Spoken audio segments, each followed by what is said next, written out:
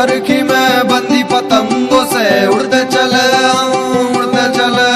तो लकड़ी की पुलिया पे डोलते फिरे टूट जावेगी तो टूट जावेगी। और लकड़ी की चरखी में बंदी पतंगों से उड़ते चले।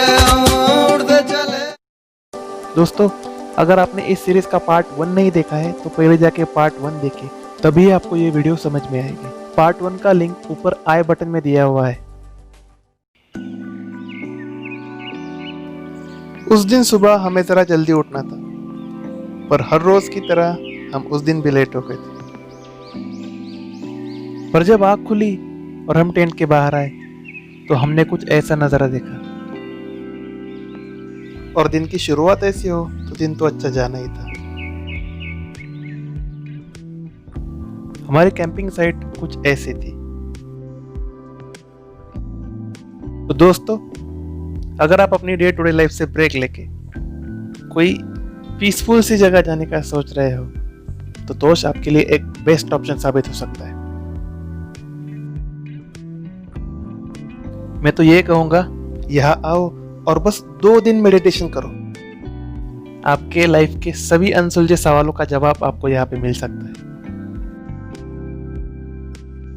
बहुत हो गई फिलोसॉफी, कुछ खर्चे की बात करते हैं। हमारे टेंट कुछ ऐसे थे।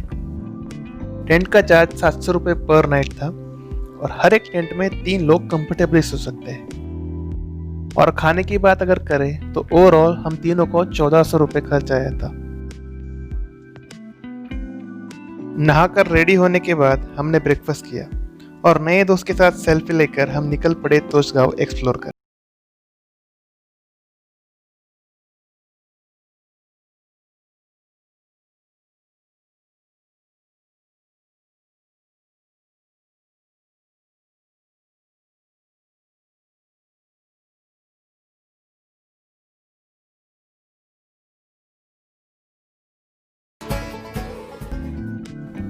पर्वती वैली में बसा हुआ ये तोश गांव पिछले 3-4 सालों में बहुत डेवलप हुआ है और टूरिज्म ही यहाँ के लोगों का प्राइमरी सोर्स ऑफ इनकम है। चलो फिर देखते हैं यहाँ पे आपको क्या क्या देखने के लिए मिलेगा। केक खाने के लिए यहाँ पे जर्मन बेकरी मिल जाएगी, छोटे मोटे कैफेज मिल जाएंगे, बहुत हार्डवर्क करने वाले लोग भी मिल जाएंगे और मेले में बिछड़े हुए दोस्त भी मिल जाएंगे। फिर क्या, इस गांव की यादों को फोटो में कैद करके और इस खूबसूरत से गांव को अलविदा कह के हम निकल पड़े हमारे अगले सफर पे। तो अभी हम निकल पड़े हैं मणिकरण गांव की तरफ। तोश गांव से मणिकरण 17 किलोमीटर दूर है। तो मणिकरण पहुंचने के लिए हमें ज्यादा से ज्यादा 1 घंटा लगेगा।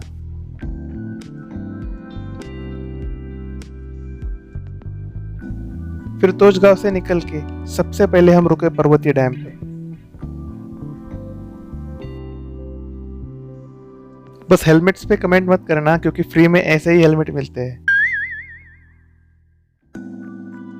ये जो जगह आप देख रहे हैं ये है पर्वती डैम। डैम के उस पार कालगा गांव है और उससे भी आगे खीरगंगा गांव है, जो कि खीरगंगा ट्रेक के लिए फेमस है। फिर वहां से निकल के और थोड़ी ही दूर चल के हमें एक और अमेजिंग जगह मिली जो कुछ ऐसी थी। पीछे पानी का झरना, हाथ में गर्म कॉफी और 3 दोस्त। मज्जानो लाइफ।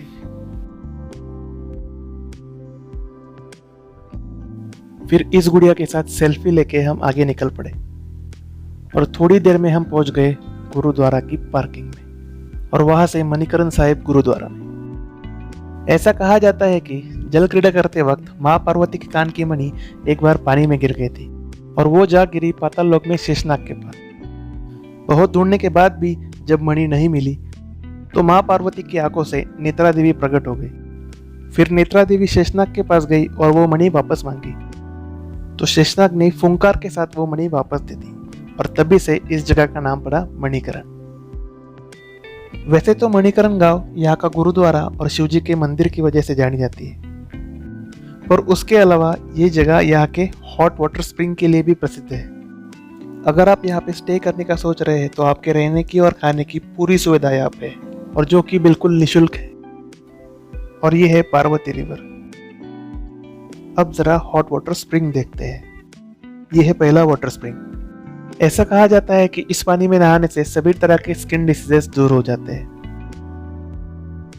और ये गुरुद्वारा के अंदर का हॉट वाटर स्प्रिंग है। लंगर में बनने वाले खाने का मेजर पोर्शन इसी गर्म पानी में पकाया जाता है। कपड़ों से ढके हुए यह बर्तन खाना पकाने के लिए ही इस कुंड के पानी में रखे हुए हैं। और इस कुंड के आसपास की जगह इतनी गर्म होती है कि कोई भी वहां पे ज्यादा देर खड़ा नहीं रह सकता। यहाँ पे भगवान महादेव और अन्य देवी देवता के बहुत से टेम्पल्स आपको देखने को मिल जाएंगे।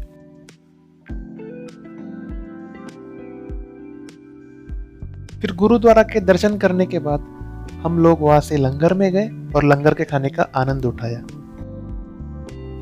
फिर खाना खाने के बाद हमने थोड़ी फोटो निकाली और हम वापस निकल पड़े भुंतर की तरफ, कि जहां पे हम रात को स्टे करने वाले थे। तो बस दोस्तों, आज के लिए इतना ही। वीडियो अगर पसंद आई हो तो लाइक करें, कुछ सवाल हो तो हमें कमेंट बॉक्स में जरूर बताएं, और चैनल पे नए हो तो चैनल को सब्सक्राइब करना ना भूलें। मिलते हैं अगले वीडियो में। बाय।